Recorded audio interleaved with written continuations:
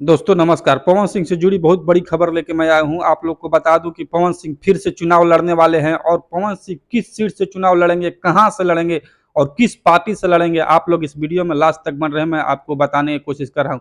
तो आपको बता दूं कि पवन सिंह के जितने भी टीम मेंबर हैं और पवन सिंह की टीम है, वो चुनाव के लिए अपने काम में लग चुकी है और अपने फील्ड में वर्क करना शुरू हो गया है। और पवन सिंह इस बार फिक्स है कि चुनाव लड़ेंगे और बहुत जल्द पवन सिंह विधानसभा चुनाव में उतरने वाले हैं। आपको बता दूं कि पवन सिंह 2024 काराकाट लोकसभा से चुनाव लड़े थे और उन्होंने दूसरा स्थान पाया था। लगभग 3.25 लाख वोट लाकर पवन सिंह दूसरे स्थान पर रहे थे और पवन सिंह ने लगभग अपना डंका काराकाट लोकसभा सीट में बजा ही दिया था, लेकिन वो जीतते जीतते हार गए। बहुत कम मार्जिन से उन्होंने सीट हारा है और वो अपना नाम और अपना रुतबा और वो दिखा दिए कि देखिए पावर स्टार, ऐसा ही नहीं लोग हमको बोलते हैं। निर्दलीय आके उन्होंने बीजेपी एनडीए गठबंधन के कैंडिडेट उपेंद्र कुशवाहा को हराया था और पवन सिंह फिर से चुनावी मैदान में कूद गए हैं और विधानसभा आने वाले 2025 विधानसभा चुनाव में पवन सिंह चुनाव लड़ेंगे।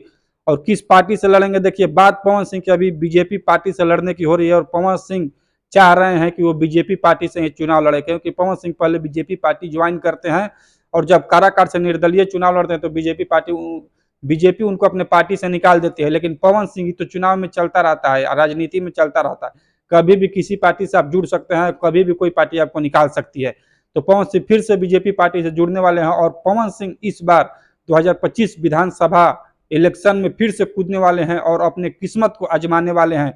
जितने भी पवन सिंह के फैन हैं उनको फिर से एक बार पवन सिंह को देखने को मौका मिलेगा और पवन सिंह को जानने का मौका मिलेगा। और पवन सिंह इस बार सांसद तो नहीं बने, लेकिन विधायक बनाने को उनके फैन के पास मौका रहेगा और उनके फैन पवन सिंह को विधायक बना सकते हैं। तो मैं आपको बता दूं कि पवन सिंह उम्मीद है कि इस बार अपने गृह जिला आरा से ही चुनाव लड़े, क्योंकि वहां तक उन बात चल रही है बीजेपी पार्टी से वो लड़ने वाले हैं और बीजेपी पार्टी ही उनको इस बार टिकट देगी। लेकिन आरा से बात चल रही है, पवन सिंह का प्रस्ताव है कि हमको आरा से ही टिकट दिया जाए, लेकिन बीजेपी इस बार तैयार नहीं हो रही है।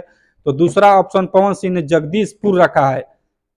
पवन सिंह को अगर आरा से टिकट नहीं मिलता है तो पवन सिंह के जगदीशपुर से टिकट मिलता है। आपको मैं बता दूं कि आरा से अभी विधायक बीजेपी के ही हैं, तो यहाँ पर बीजेपी को लग रहा है कि अगर हम अपने जीते हुए विधायक को हटा देंगे तो फिर आने वाले समय में ज्यादा कठिनाइयों का सामना पड़ेगा और यहाँ पर हमको लफड़ा भी हो सकता है। लेकिन पवन सिंह जगदीशपुर से जो आरजेडी के वहां से कैंडिडेट है, वहां से बीजेपी पार्टी हारी है, तो पवन सिंह को बीजेपी पार्टी जगदीशपुर से उतारने वाली है और 2025 विधानसभा चुनाव में पवन सिंह फिर से बीजेपी पार्टी से जगदीशपुर से चुनाव लड़ने वाले हैं। और जगदीशपुर के जितने वोटर हैं पवन सिंह के पार्टी के द्वारा उनको लुभाने का काम शुरू हो गया है और वहां जमीनी स्तर पर पवन सिंह के पार्टी ने अपना काम करना शुरू कर दिया। आप लोग को पता ही होगा कि पवन सिंह की पार्टी कोई छोटी मोटी पार्टी नहीं है, क्योंकि पवन सिंह के लोग इतने हैं जो काराकाट लोकसभा को संभाल सकते हैं, तो वो एक विधानसभा के संभालने में उन लोगों को ज्यादा कठिनाइयों का सामना नहीं करना पड़ेगा। और पवन सिंह इस बार जगदीशपुर या तो